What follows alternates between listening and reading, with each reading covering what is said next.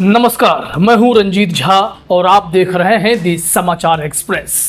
न्यायपालिका में भ्रष्ट जजों पर सीजेआई गवई के नेतृत्व में सुप्रीम कोर्ट ने एक बार फिर से हंटर चला दिया है। न्यायपालिका से ऐसी खबरों की बाढ़ सी आ गई है जिसने पूरी न्याय व्यवस्था को ही कटघरे में ला खड़ा किया है। एक और जहां एक जज पर 1 करोड़ रुपए मांगने के बड़े खेल का भांडा फूटा है, तो दूसरी ओर एक जज को जबरन नौकरी से बाहर का रास्ता दिखा दिया गया है। बात तो यहां तक चली गई कि सुप्रीम कोर्ट के जज ने साफ कहा, अगर इनकी कुंडली निकाल दी ना तो ये फिनिश हो जाएंगे। इन खबरों ने न्यायपालिका को दागदार करने की कोशिश की है, जिससे निपटने के लिए एक बार फिर सीजेआई गवई ने जजों को नियुक्त करने से पहले कुछ सख्त कदम उठा लिए हैं। तो आइए पूरा मामला आपको विस्तार से बताते हैं। सबसे पहले बात करते हैं उस बड़े खेल की जिसका भांडा फूटा। इलाहाबाद हाईकोर्ट से खबर आई कि एक पीएमएलए मनी लॉन्ड्रिंग मामले में आरोपित ने दावा किया कि एक जज ने उनसे 1 करोड़ रुपए की रिश्वत मांगी। आरोपित ने केस को दूसरे कोर्ट में ट्रांसफर करने की अर्जी दी, लेकिन हाईकोर्ट ने इसे झूठा और काल्पनिक कहकर खारिज कर दिया। कोर्ट का कहना था कि इसके लिए कोई सबूत नहीं है और यह केस से बचने की चाल भी हो सकती है। दरअसल पिछले साल दिसंबर में याचिकाकर्ता ब्रह्म प्रकाश सिंह ने भारतीय नागरिक सुरक्षा संहिता बीएनएसएस की धारा 448 के तहत ट्रांसफर आवेदन दायर किया, जिसमें उन्होंने आरोप लगाया कि पीठासीन अधिकारी यानी स्पेशल जज साहब, जो सीबीआई पश्चिम स्पेशल जज ईडी ने उनसे सितंबर 2024 में बरी करने और जब्त की गई संपत्ति को छोड़ने के बदले में 1 करोड़ की अवैध रिश्वत मांगी थी। उनका दावा था कि सीआरपीसी की धारा 313 के तहत बयान दर्ज करने के बाद जब न्यायालय के पीठासीन अधिकारी मंच पर अकेले थे तो उन्होंने रिश्वत की मांग की, लेकिन रिश्वतखोरी के आरोपों को झूठा और काल्पनिक बताते हुए इलाहाबाद हाईकोर्ट के जस्टिस सुभाष विद्यार्थी की पीठ ने खारिज कर दिया। लेकिन सवाल यह है कि अगर आरोप गलत हैं तो यह बात हवा में कहां से आ गई? कोई यूं ही किसी जज पर आरोप तो नहीं लगा देता है। कहा गया कि महीने बाद शिकायत करने का मकसद केस को लंबा खींचना है, लेकिन जज के खिलाफ कोई यूं ही इतनी हिम्मत नहीं कर लेता है। यह जज के खिलाफ फैसलों से नाराजगी को दिखाता है। क्या यह सच को दबाने की कोशिश है? जनता के मन में शक गहरा रहा है। जुडिशरी के प्रति विश्वास जो डगमगा रहा है, उसे कैसे फिर से स्थापित किया जाएगा? और यह खतरे की घंटी है। क्या हमारी कोर्टों में ऐसा ही होता है? क्या यह इकलौता मामला है या बर्फ का सिर्फ एक टुकड़ा भर है? तो इसके लिए आपको दूसरी खबर भी समझने की जरूरत है। सुप्रीम कोर्ट ने एक सिविल जज की ऐसी करतूत पकड़ी कि उन्हें कोर्ट से बाहर का रास्ता दिखाना पड़ा। यह मामला भी उत्तर प्रदेश का है। जज रमेश कुमार यादव, जो सिविल जज सीनियर डिवीजन थे और 24 मार्च 2001 को ही नियुक्त हुए थे, उनकी कार्यशैली इतनी संदिग्ध थी कि उन्हें जबरन नौकरी से हटा दिया गया। 29 नवंबर 2021 को फाइनेंशियल हैंडबुक के तहत रिटायरमेंट दी गई, क्योंकि जमानत देने में बाहरी प्रभाव के आरोप भी उन पर साबित हुए। इलाहाबाद हाईकोर्ट ने अप्रैल 2025 में इसे सही ठहराया था और आज सुप्रीम कोर्ट की बेंच जस्टिस MM सुंदरेश और जस्टिस के विनोद चंद्रन ने उनकी याचिका खारिज कर दी और उनके जबरिया रिटायरमेंट को सही ठहराया। वकील के तौर पर महमूद प्राचा थे।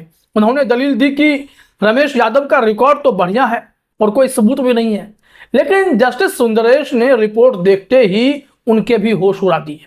उन्होंने कहा, अगर जांच बिठा दी ना तो ये फिनिश हो जाएंगे। मतलब साफ है, कांड उस जज ने भी कर रखा है। जमानत देने में बाहरी प्रभाव इन पर भी हावी रहा था।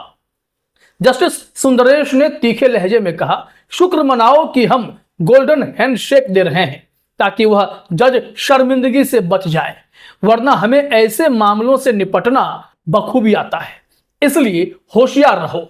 उन्होंने सख्ती से आगे कहा, कार्रवाई हम अंतिम विकल्प के रूप में करते हैं, लेकिन बार बार गलती करने वालों को बख्शा नहीं जाता, इसलिए इनके रिटायरमेंट जो हाईकोर्ट ने तय किए और सरकार ने मुहर लगाए हैं वो कतई गलत नहीं है, सही है। अब ऐसे में इतने करप्शन की खबरें आई हैं, तो फिर तीसरी खबर को भी समझिए कि इस दिशा में आगे क्या चल रहा है। जब न्यायपालिका दागदार होने लगी है तो सीजेआई बीआर गवई ने मोर्चा संभाला है। 1 जुलाई 2025 से सुप्रीम कोर्ट कॉलेजियम, जिसमें जस्टिस सूर्यकांत और जस्टिस विक्रम नाथ भी शामिल हैं, उन्होंने नए जजों की नियुक्ति के लिए शिकंजा कस दिया है। 371 रिक्त पदों को भरने के लिए उम्मीदवारों के साथ आधे घंटे के सख्त इंटरव्यू शुरू हुए हैं।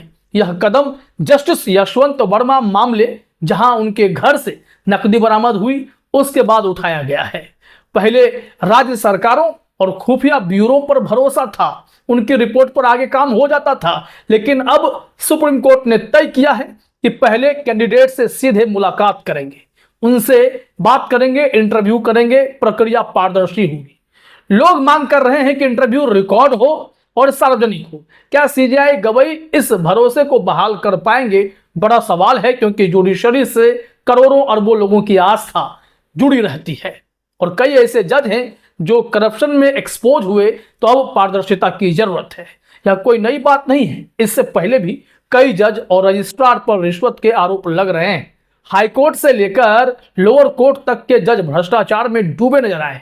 लोअर कोर्ट के जज को नौकरी से निकाल देना तो आसान रहा है, लेकिन हाई कोर्ट और सुप्रीम कोर्ट के जज से निपटने की प्रक्रिया इतनी कठिन है कि कार्रवाई होना ही मुश्किल हो जाता है। क्या सीजेआई गवई का यह कदम वाकई बदलाव लाएगा? बड़ा सवाल है। सोशल मीडिया पर लोगों का गुस्सा फूट पड़ा है, क्योंकि जुडिशरी में करप्शन की खबरें आएंगी तो निश्चित तौर पर अभिव्यक्ति की आजादी का इस्तेमाल कर लोग सवाल तो खड़े करेंगे। कोई कह रहा है कि यह साजिश है, कोई पूछ रहा है कि दलितों के लिए न्याय क्यों नहीं, करोड़ों के स्पेंडिंग क्यों है। यहां पर जनता की राय है कि इंटरव्यू रिकॉर्ड हो, अंक सार्वजनिक हो और भ्रष्टाचार की स्वतंत्र जांच हो। सरकार और कॉलेजियम में तालमेल बने, लेकिन रास्ता भी निकले। क्या आप सहमत हैं इस सवाल से, इस मांग से? एक बड़ा सवाल यह भी है कि क्या सीजेआई गवई का हंटर जुडिशरी में फैले भ्रष्टाचार को खत्म कर पाएगा? यह भी एक दिखावा रह जाएगा। क्या हमारी आवाज सुनी जाएगी? आपकी राय क्या है? क्योंकि आप जानते हैं कि एक के बाद एक बड़े हाईकोर्ट के जज पर भी गंभीर आरोप लगते रहे हैं और लोअर कोर्ट के जजों की तो गिनती ही नहीं है। इतने सारे जज कभी करप्ट होते हैं, पाए जाते हैं, तो कभी किन्हीं को बर्खास्त किया जाता है, किन्हीं को जबरिया रिटायर किया जाता है। ऐसे सिचुएशन में सीजेआई गवई से पहले तत्कालीन सीजेआई संजीव खन्ना ने बड़े कदम उठाए थे।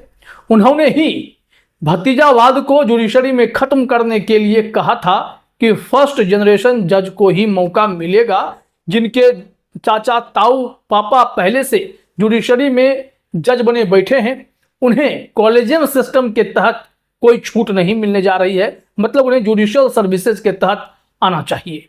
और बाकी जो एलिवेशन का सिस्टम है, चाहे लोअर कोर्ट के जज को हाई कोर्ट में अपॉइंट करना हो या फिर हाई कोर्ट से किसी को सुप्रीम कोर्ट में अपॉइंट करना हो या वकीलों को जज बनाना हो, इसके लिए संजीव खन्ना ने ही दिल्ली से बाहर जाकर होटलों में इंटरव्यू की व्यवस्था कर ली थी, ताकि निष्पक्षता बरकरार रहे। इसके बाद यहां पर सीजेआई बीआर गवई उसी परंपरा को आगे बढ़ाकर ले जा रहे हैं, ताकि जजों की नियुक्ति में पारदर्शिता साफ साफ नजर आए। यह नहीं कि बस कहने को कुछ और, दिखाने को कुछ और, नतीजा कुछ और। यह नहीं चलेगा, क्योंकि करप्शन की खबरें भरी पड़ी हैं जुडिशरी में। अब वक्त आ गया है कि बीआर गवई का एक्शन साफ तौर पर देश की जनता महसूस कर सके और जुडिशरी पर फिर से उतना ही भरोसा कर सके। फिलहाल इस वीडियो में इतना ही। आप तमाम साथियों का हमसे जुड़ने के लिए बहुत बहुत धन्यवाद, शुक्रिया।